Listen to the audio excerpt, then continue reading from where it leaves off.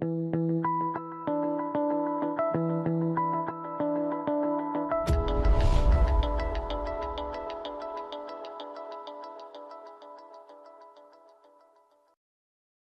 guys, BenaBadBeat here for CardRunners.com. So this is my 5th video today, so we're at the halfway point of the videos I'm going to be making for CardRunners. So today we're going to do another hand history review. So far we've done hand history review, live sweats, alternate. But I suppose with the other videos there hasn't really been a main topic to the video, and that's what I'm kind of hoping to do today.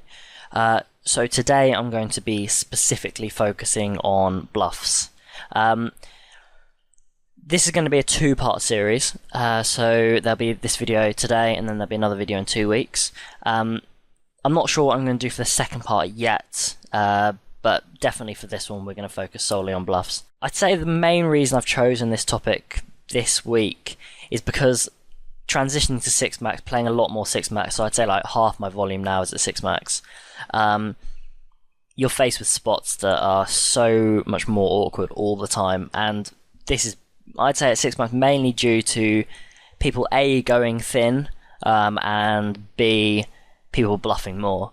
I mean, playing full ring full time for such a long time, yes you do bluff, yes people do bluff, but nowhere near to the same extent that you get at 6 max. So I thought it'd be pretty cool just to make just a video on bluffs. Some bluffs that have gone well, some bluffs that have gone wrong, some at 6 max, some at full ring, and yeah, I mean, let's just jump straight in, and I hope you find it helpful and enjoyable. So the first hand we've got here, we've got King Jack off in the small blind. We're at a pound table. These are actually new tables to PokerStars, and so far I've been running really good there.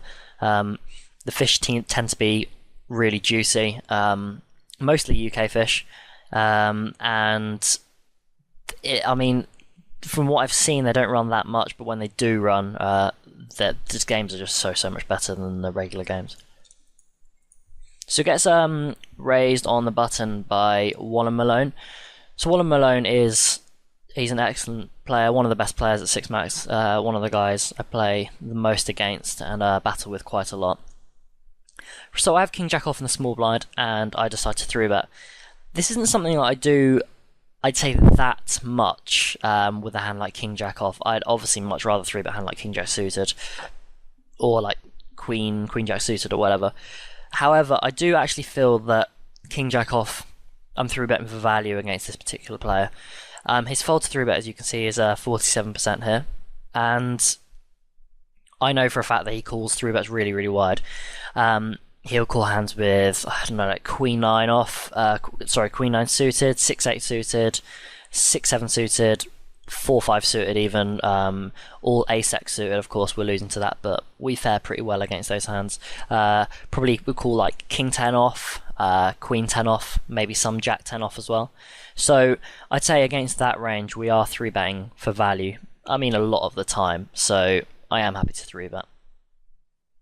Also, if Trevon, this player here, he's from UK, was to cold 4, he does cold 4 a lot.